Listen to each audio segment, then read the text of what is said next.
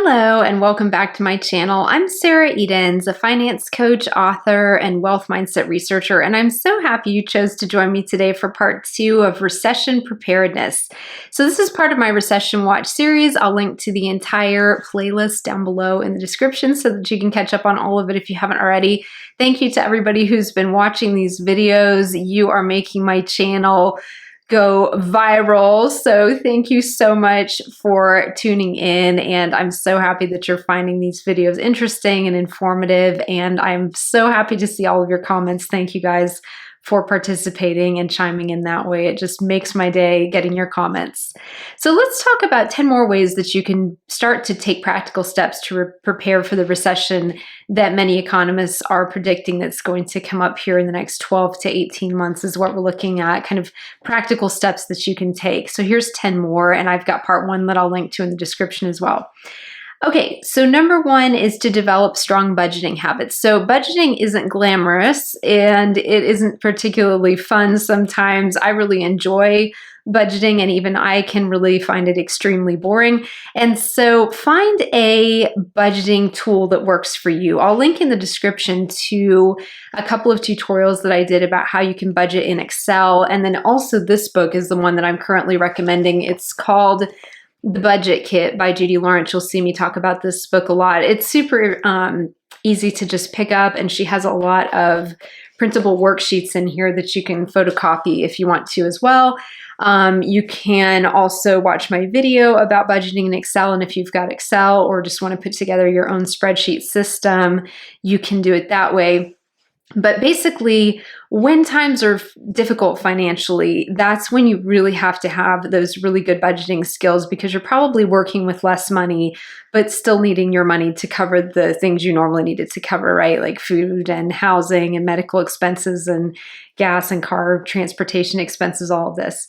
So there's never been a better time if you haven't really started pulling up a budget for yourself and your family. There's literally never been a better time to do that. So I've got actually an entire playlist as well on budgeting for beginners that I'll link to in the description. You can catch up on that if you'd like to. So that's completely free.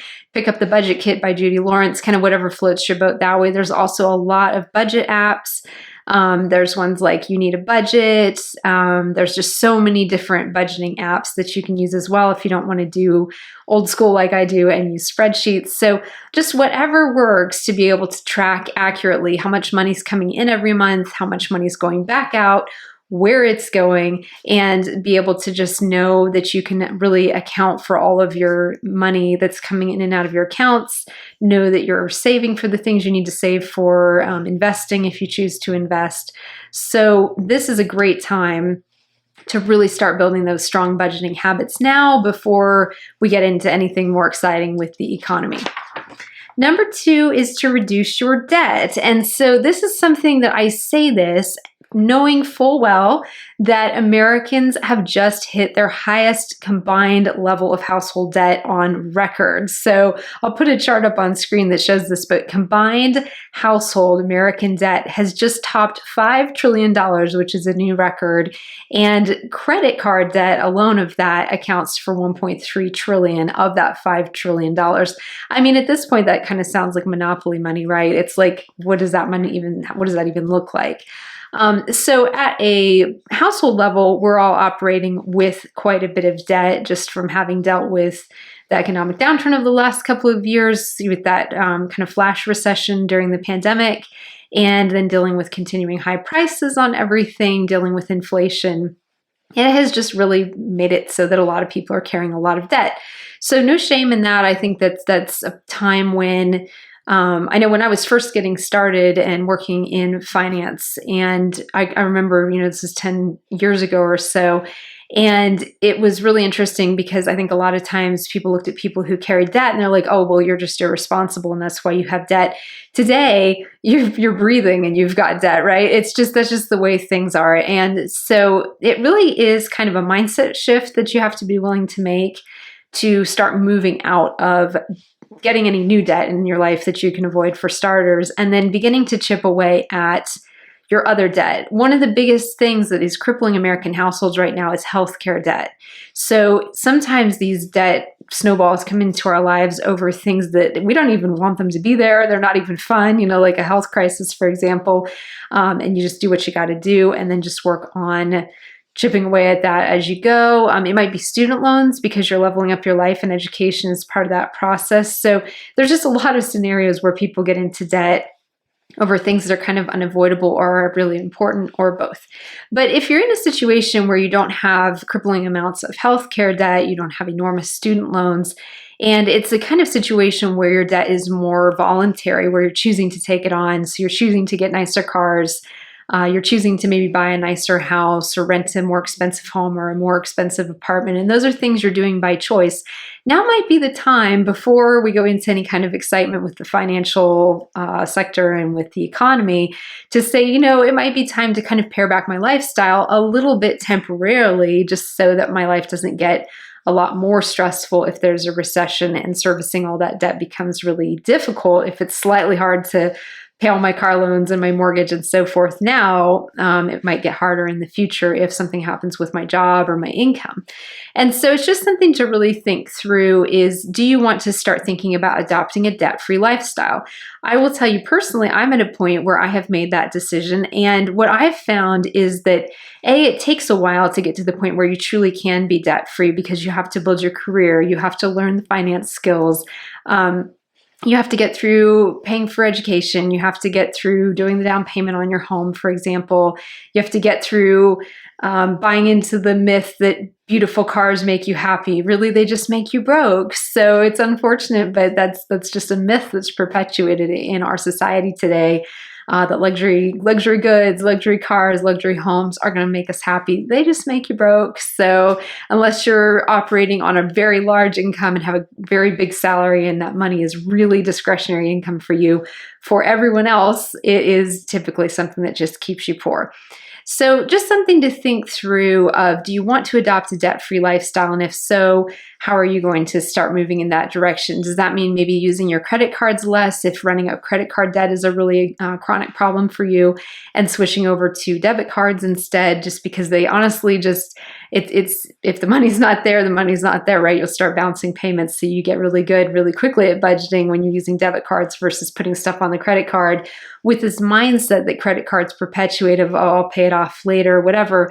Or even worse, these buy now, pay later companies that create sort of phantom debt where you just end up with stuff to pay for down the road. Well, tomorrow you're going to have other stuff that you're going to need to pay for, I guarantee you. So anything where you're buying into kind of this idea of, I'll buy it now, I'll pay for it later, can really be problematic. And then also too, it's kind of about, if you want to live a debt-free lifestyle, what lifestyle is that going to look like? And just recognize that you're not going to be living a luxury lifestyle and be debt-free at the same time. You have to make choices. So it's really about what is most important to you, what's best for your priorities and your values and your goals. So I feel like I can make an entire other video series on that topic, but just something to really start thinking through, particularly if you're looking at going into new mortgage debt this year. I know a lot of people are looking at buying houses this year because mortgage interest rates have finally started to come down a little bit, but they're still high, and home prices are still ridiculously high relative to people's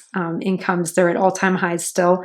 Or if you're looking at buying an expensive car, any kind of thing that you're going to need to be taking out a loan or a mortgage for, this is a good time going into a recession to maybe put those big new debt things on hold and say, let's see how things go before we take on any new debt. Even if you're comfortable with the amount of debt you have that you're servicing in your life and you feel like it's probably something that you can continue to do, even if the economy goes through a bumpy time, maybe now isn't the time to take out big debt. So something to think about for you there. And then the next thing that you can do is to hold off on large financial commitments. We just talked about this as well, particularly large financial commitments you'll be financing with debt. So again, new cars, unless it's something that you absolutely need, like thinking about upgrading a car, this might not be the year to do it.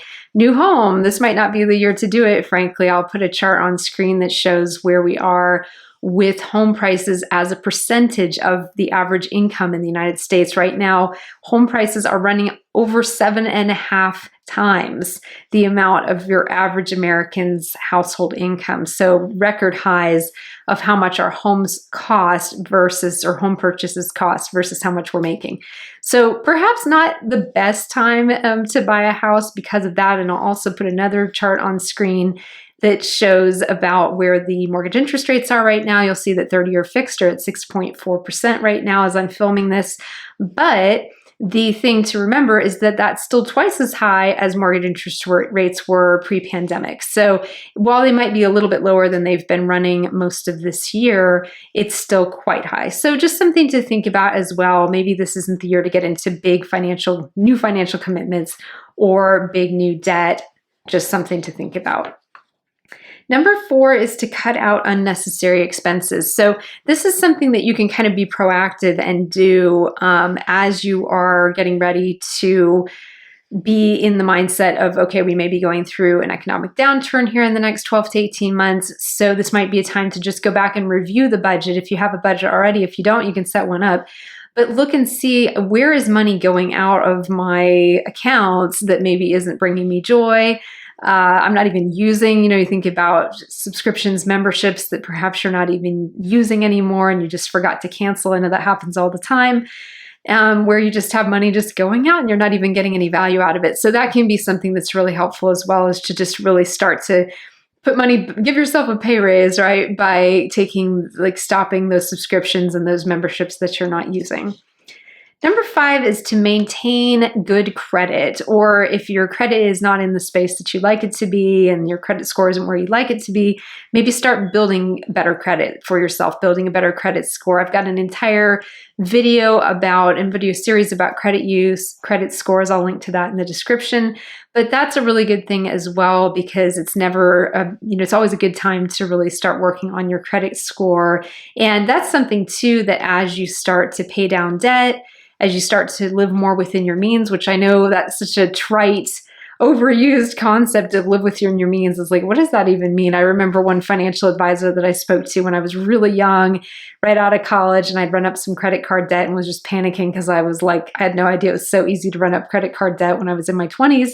And I remember this financial advisor just saying to me really condescendingly, he's like, you just need to, just start living within your means. You need to start living within your means. And I'm like, well, what does that exactly look like? Without giving me the tools of how do you budget and how do you save and how do you invest? And maybe I was hardly making any money in my first job out of college. So some jobs, depending on how much you're making, it's almost impossible to live within your means these days because of the price of everything. So but anyway, as you're beginning to work on improving your financial life, improving your credit score is really, really an important piece of that as well. So check out my playlist on that if you want to learn more about that. Number 6 is to plan for backup health insurance. So this is really important because our health insurance is tied to our jobs. And so this can be extremely stressful for people when they get laid off or furloughed, because the health insurance is suddenly not there anymore. And so it's really good to explore marketplace insurance. You can explore federal insurance like COBRA and see what kind of things are available for you that you could use in a backup if you needed to, as sort of a stopgap, so that you don't just go without health insurance, because I never recommend canceling your insurance policies. Now, I'm coming at this from a slightly biased perspective, because I've also worked in insurance myself at one point in my professional life. So, but having worked in the industry and having been carrying insurance myself on our home, our cars, and so forth for years, I just never recommend that people cancel their insurance policies to save money. Ditto for your health insurance, just because you never know what's going to happen with your health, or you might unfortunately, God forbid, have a car crash or something like this. So it's just really important to always make sure that as much as possible, you've got coverage for your insurance policies, your health insurance, and to start doing your homework on where you would purchase insurance temporarily if something happened with your job, just so that you're not having to deal with that on the fly along with everything else. And then God forbid anything happened to your job, right? We're hoping that this is worst case scenario. Best case scenario is you cruise through this just fine, and this is all just kind of an exercise. Number 7 is to understand your employment rights. And so this can be things like understanding your contract. If you have a contract, understanding severance pay, understanding the amount of notice that your employer legally has to give you if they were going to furlough you or lay you off. So just having a good working knowledge of your contract is always really important. And that's true even just generally speaking, just to really understand kind of all your benefits that you have as an employee. And that extends to the benefits that you have, even should your employer choose to lay you off. So good to think about there. Number 8 is to do your homework on state unemployment benefits. So this is really interesting. So every state has their own criteria for what you need to do to qualify for state unemployment benefits. So it's really good to understand for your state what your unemployment benefits eligibility is. So it's crucial to understand the specific requirements of your state, and then also to understand the benefits amount that you'll be receiving. So it's typically a percentage of your average earnings over a recent 52-week period. So over the course of the year, they'll give you a percentage of what you make over the course of the year at your previous job. And so that's kind of how most states calculate it out, but everybody's different. So good time to go check out your state's unemployment benefits website and really educate yourself on that. Again, so that if you need to file for unemployment benefits, that's not the first time you've thought about it, that you've at least looked at it before and are a little bit familiar with how it works. There's also an application process, so you want to familiarize yourself with that and look into the duration of benefits. So most states offer benefits for up to 26 weeks, which is half a year, so 6 months. So that's the other thing to really think about, is you don't want to think about unemployment benefits as a long-term solution. It's a short-term solution just to get you through 6 months or so of not being paid.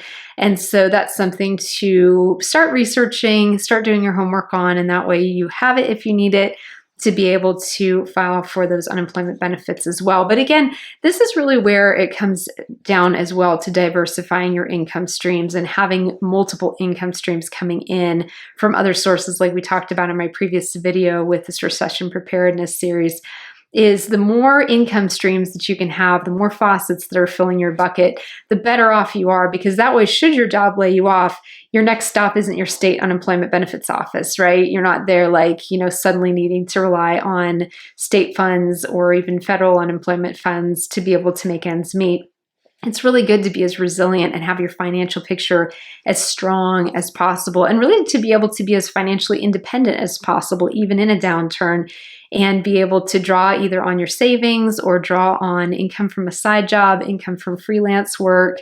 Maybe your spouse has a job and they're not laid off, and so you've got your spouse's job as a backup. So it's always good to really have many different ways that you can provide for your needs and your family's needs, rather than just have one. And if that goes out the window, then all of a sudden you're there coping with a crisis on your hands. But state unemployment benefits are something that can be really useful and really helpful in a pinch as well. So just do your homework, and if you need it, you know where they are and kind of what the application process is and how that all works.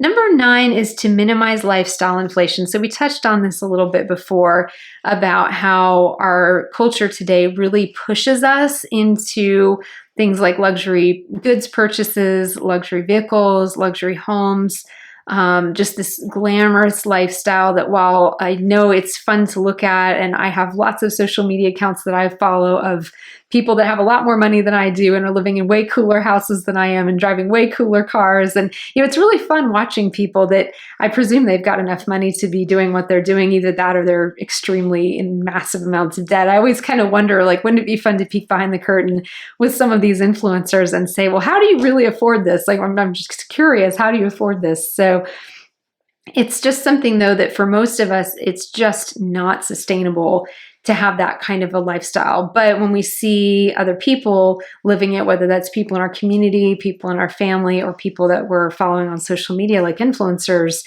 who may have massively bigger incomes than we have to work with, but we still feel that pressure of that kind of comparison trap. And it's not even necessarily greed or jealousy. It's just that mental comparison, and that kind of sets a new set point for our brains of that's the good life. And so all of a sudden our life doesn't look so good anymore, and we get discontent and maybe a little bit discouraged about our quality of life. And so that's where it's really important not to get sucked into that lifestyle inflation creep. It can happen at any price point. It can happen at any income level. It's really easy to do because the more money you make, the more stuff there is to spend on. You find yourself in a higher price bracket, and all of a sudden there's more expensive homes and there's more expensive cars, and you can take all these expensive vacations. And like the list goes on and on of ways to spend your money. No matter how much money you have, you can be a multi-millionaire, and there's just still more and more and more things to spend your money on out there. So I feel like even those super rich can often get sucked into lifestyle inflation, and overall probably not be doing as well financially as they could be if they just kind of have a lifestyle that's comfortable in meeting their needs, but isn't necessarily showy, or something that's trying to be up in people's face about how affluent they are. I think a lot of times we value other people, and other people kind of value and judge us on some level on our level of affluence, and how we dress, and what car we drive, and what home we live in, and where the kids go to school, and where we vacation. And it's just unfortunate, but it's just one of those things that I think society these days, we tend to kind of judge each other on a little bit that way, more than we should. And so don't feel pressured to keep up with the Joneses, whether it's your friends, your family, or influencers who you follow on social media. Very important to do what's practical and realistic for you, for your budget, because you're the one who knows what's best for you on that front. And don't worry about impressing other people by buying expensive stuff. That's just like not the route to go. And then 10, and finally, you want to stay adaptable and open to change. So this is really important anytime, but especially if you're going through difficult times, very, very important to be able to be adaptable, to be flexible, to be willing to try new things, to not be resistant to change, especially change that's not your choice. I think a lot of times we're better at dealing with change that's our choice and we're doing it because we want to, versus change that's forced on us, like, oh, you just got laid off and now you got to go find somewhere else to work, and you liked your job and you liked your employer and the pay was good, and here you are dealing with the situation. So that can be very frustrating and demoralizing, frankly. So just the more that you can kind of keep an open mind and be willing to try new things and be flexible, it's just going to make adapting to difficult change a lot less stressful for you, and something that will help you stay having more of a sense of control over a situation that can often leave people feeling like they're spinning out of control, because you're like, okay, fine, this thing happened, I don't like it, but I'm willing to go learn new skills, I'm willing to do new stuff, I'm willing to maybe, work for another company, look at starting my own company, go back to school, learn new skills. I mean, the only reason that I'm here at all right now speaking to you on YouTube is because during 2020, I had a business that I'd been running for a couple of years, and it folded during the pandemic. And so I was sitting around just feeling really discouraged because I'd put a lot of time, energy, and money into this company, and just being like, what am I doing here? This is just so frustrating. And so I decided to really start working on personal and professional development. And the result of that several years later was me launching Sarah Eden's Financial and getting into finance coaching, which I absolutely love, and being in this industry and being able to reach so many people every single week here on YouTube, which is just such a dream come true. So it's one of those things where it really can be a catalyst. You can go through these difficult situations, these difficult times, and it can be this real catalyst for change that can be very good change and very positive change. I would never have thought to have gone into finance coaching if my previous business hadn't gone under during the pandemic. I would have never thought to get into finance at all if I hadn't been sitting around with all this time on my hands and nothing to do, and deciding to then go back to school at that point. So it's just one of those things where you never know what's going to come out of some of these big shifts in your life. And sometimes they can be the best things that ever happened to you. They don't feel like that at the time, but they can be the best things that ever happened to you if you have that mindset of being willing to kind of roll with the punches. So that is my 10 tips for you about recession preparedness. And I'll link to my entire playlist about recession watch, recession preparedness in the description below. Thank you so much for joining me, and I will see you again soon in my next video.